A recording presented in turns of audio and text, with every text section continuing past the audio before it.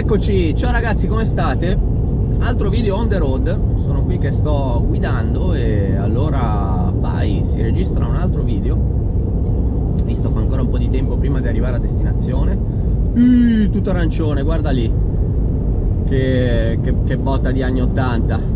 Video di oggi, argomento, cosa voglio trattare? Periodi sì, periodi no, ovvero l'alternanza di periodi di attività con periodi di totale apatia, zero, totale inattività dei nostri amici pinnuti per quel che riguarda la pesca con esche artificiali. Ma a volte, attenzione, a volte può succedere addirittura con esche vive. Se parlate con magari gente che pesca in barca e utilizza esche vive, capitano anche delle giornate in cui, pur avendo magari un'esca viva in acqua trainata con delle marcature, il pesce non ne vuole sapere di abboccare.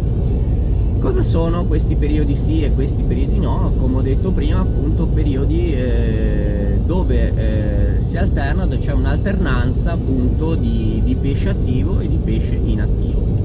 I periodi sì sono quelli che speriamo tutti di trovare, ovvero il classico momento dove andiamo in pesca, magari anche con le giuste condizioni di mare, perché attenzione, un periodo di attività non è necessariamente legato alle condizioni del mare, certo ci fa, perché magari una giusta mareggiata, il giusto vento è sempre un buon fattore, ma in un periodo positivo potete anche magari trovare estrema attività a mare calmo. È successo a tanti, mi è successo e sicuramente sarà successo anche a qualcuno di voi di fare pescate magari memorabili anche in condizioni di mare completamente piatto. Questo perché appunto eravate capitati in un periodo, sì, in un periodo positivo. Sono quelle classiche pescate dove andate magari al primo lancio o al secondo lancio, boom, botta, inseguimento, cambiate l'artificiale, arriva il pesce dietro, ripescate magari dopo un po', avete uno strike, fate la cattura, insomma giornate movimentate. Questi sono i periodi, sono le pescate più belle, sono il periodo di attività dove il pesce è attivo e collaborativo, vuole mangiare, attacca bene, attacca deciso, e ovviamente con l'esperienza, utilizzando l'esca giusta, potete fare la differenza magari da fare una sola cattura o farne piuttosto 2 o 3 magari durante una sessione, perché appunto la cosa più importante è che ci sia il pesce attivo o comunque voglia un minimo collaborare ad attaccare le nostre esche. Dall'altra parte della bilancia abbiamo i periodi no, ovvero i periodi di totale inattività dei nostri amici pesci. Quando succedono? Perché succedono? Possono esserci davvero tantissime varianti e non è facile dare la risposta ad una domanda così, soprattutto nei cambi di stagione. I cambi di stagione sono sempre un periodo un po' critico, quindi magari l'alternanza tra la primavera e l'estate, tra l'estate e l'autunno, insomma i grossi sbalzi di temperatura, ma soprattutto io sono convinto che ultimamente, negli ultimi anni, anche per colpa di tutti i cambiamenti climatici, anche i pesci sono stati un po' sballottati. Potete benissimo vederlo anche voi, le stagioni non sono più come una volta. Questo è veramente un luogo comune che obiettivamente è vero, e nel mare la stessa identica cosa. Mi è capitato di trovare pesci gravidi con delle uova in periodi assolutamente sbagliati. Mi è capitato di trovare delle spigole ovate in piena estate, mi è capitato di trovare dei barracuda ovati in inverno, insomma in periodi completamente sballati, dove non avrebbero dovuto essere.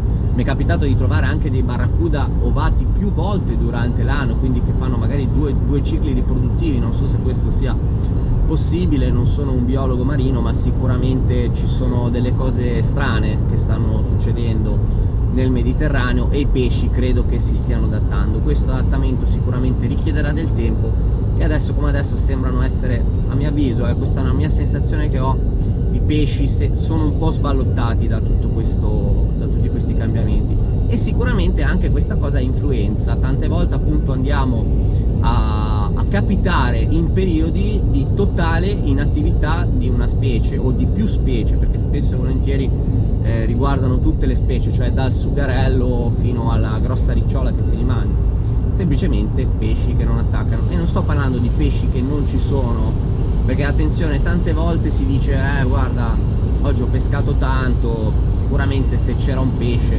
avrebbe mangiato. Ma siete davvero sicuri che è così? A me è capitato tante volte di pescare in posti, in bei posti, provare tantissimi artificiali, metterci comunque il massimo impegno, la massima concentrazione nel recupero, ed essere tentato di pensare vabbè, se ci fosse stato un pesce avrebbe sicuramente mangiato.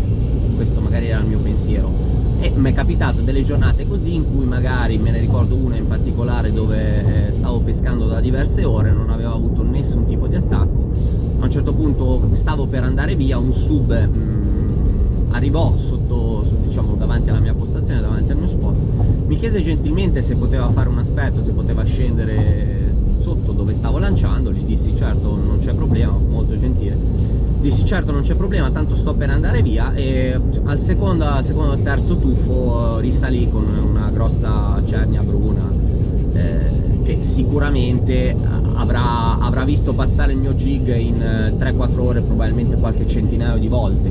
E non solo jig, tutte le esche che avevo provato, quindi magari anche esche diverse, stick bait, minnow sink, sinking minnow, soft bait, insomma qualsiasi tipo di approccio che avevo provato, sicuramente lo aveva visto davanti alla sua tana, ma non aveva assolutamente reagito, non aveva assolutamente attaccato la mia esca artificiale. Questo succede tante volte, noi non lo sappiamo, ma appunto non ci possiamo fare niente. Attenzione, succede anche con le esche vive.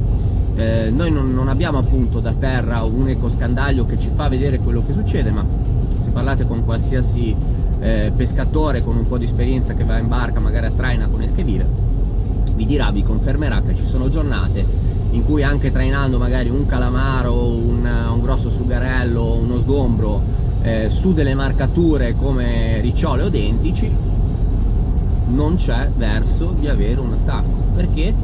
Perché magari semplicemente quel giorno lì il pesce non è nella modalità di alimentarsi. Può bastare una grossa perturbazione in arrivo, un grosso cambio di condizione per farlo attivare, ma se quel cambio lì non arriva, se quella condizione non si ribalta, sicuramente possiamo insistere quanto vogliamo che non arriverà uno strike. Questo è il bello barra brutto della pesca, e soprattutto della pesca con artificiali, che a differenza di altre tipologie di tecniche di pesche che magari sfruttano la pastura o sfruttano altri stratagemmi per far aumentare la frenesia del pesce, noi non possiamo utilizzare diciamo questi stratagemmi. Dobbiamo solo aspettare di capitare in quello che è il classico posto giusto, momento giusto. Una volta che abbiamo questi due fattori, dobbiamo metterci poi la nostra esperienza e le nostre skills, come si dice, per riuscire ad avere uno strike. Però di base dobbiamo avere la collaborazione dei pesci in primis. Se non abbiamo la collaborazione dei pesci, niente. Sono sempre i pesci che decidono quando mangiare o no. Noi possiamo mettercela tutta, ma se il pesce dice no, ti dice no e no. Torniamocene a casa, ci prendiamo il nostro cappotto, riproviamoci e magari un'altra volta l'esito potrebbe essere completamente diverso. Bene ragazzi, direi che questo video può finire qui, spero vi sia piaciuto, vi invito a iscrivervi al canale e a mettere like se il video vi è piaciuto e è stato di vostro gradimento. Io continuo nella mia lunga... Dove vai te? Che a momenti mi viene addosso così, costa 3008 e io continuo, sono quasi arrivato, mi sta venendo una fame, meno male che sono quasi arrivato, e quindi ciao ragazzi, vi lascio, vi abbraccio e al prossimo video, un bacione, ciao ciao.